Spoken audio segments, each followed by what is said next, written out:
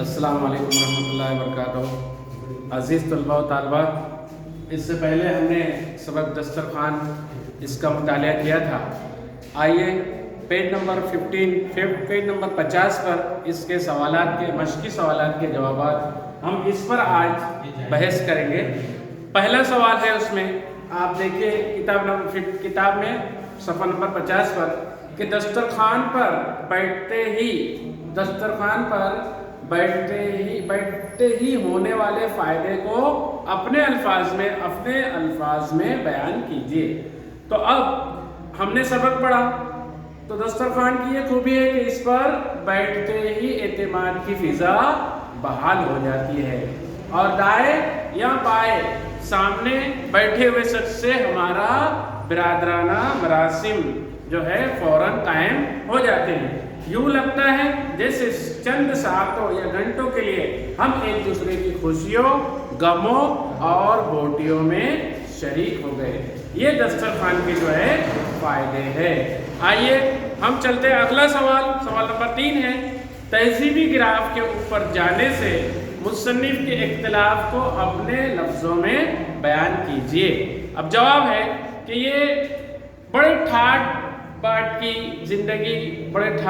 زندگی کو دیکھ کر لوگ تہذیب و تمدن کے گمان میں مبتلا ہو جاتے ہیں، لیکن مصنف کے نزدیک فرش پر آلتی پالتی مار کر بیٹھ کر کھانے تہذیب کی علامت ہے۔ آلتی پالتی بیٹھ کر کھانا کھانا یہ تہذیب کی علامت ہے۔ اگر ان سے پوچھا جائے کہ ہماری تہذیب کا گراف نیچے سے اوپر کی طرف گیا ہے تو وہ کہیں گے کہ ایسا بالکل نہیں ہوا ہے، کیونکہ ہم نے فرش پر چوکڑی مار کر بیٹھنے کی روایت ترک کر کے کھڑے ہو کر چل کر جانوروں کی طرح کھانا کھانے کا طریقہ اختیار کر لیا ہے، جو چرنے اور دانا ڈنکا چگنے کا ایک جدید روپ ہے۔ مصنف کے مطابق کسی بھی قوم کو اوپر جانے یا نیچے آنے کا منظر دیکھنا مقصود ہو تو یہ دیکھیے کہ اس کے اختیار میں کتنے علاقے اور خزانے آئے یا چلے گئے، بلکہ صرف وہ یہ دیکھیے کہ اس نے طعام اور شرکۂ طعام کے ساتھ کیا سلوک کیا۔ اب اگلا سوال ہے، اس میں سوال نمبر 4 ہے کہ بحر الکاہل اور ننھے منھے جزیروں سے کیا معنی؟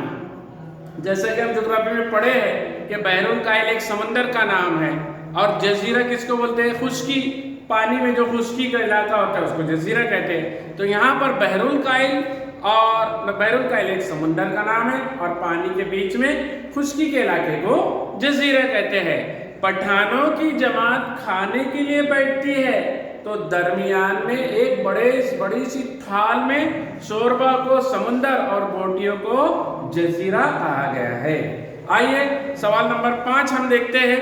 سوال نمبر 5 جو ہے وہ ہے کہ پٹھانوں کے کھانا کھانے کے طریقوں میں اسلامی روایت تلاش کر کے لکھیے۔ مصنف ڈاکٹر وزیر آغا نے اپنے مضمون میں تہذیب اور شرافت کے ساتھ کھانا کھانے کے سلسلے میں پٹھانوں کی ایک ٹولی کے طریقے کا ذکر کیا ہے۔ ان کے کھانا کھانے کے طریقے میں جو باتیں جو اسلامی تعلیمات کے مطابق ہے وہ درج ذیل ہیں۔ وہ یہ نمبر 1 کہ وہ زمین پر کپڑا بچھا کر دائرے کے انداز میں بیٹھ جاتے ہیں۔ نمبر 2 پوری دیانتداری کے ساتھ آپس میں بوٹیاں تقسیم کرتے ہیں، چھینا جھپٹی نہیں کرتے ہیں۔ نمبر 3 اللہ کا نام لے کر بسم اللہ والا برکت اللہ کہہ کر کھانے کا آغاز کرتے ہیں۔ نمبر 4 کھانا رک کر اور ٹھہر کر کھاتے ہیں۔ نمبر 5 کھانا کھانے میں معاونت اور پر ایک دوسرے کو جزاک اللہ کہتے ہیں، شکریہ کہتے ہیں۔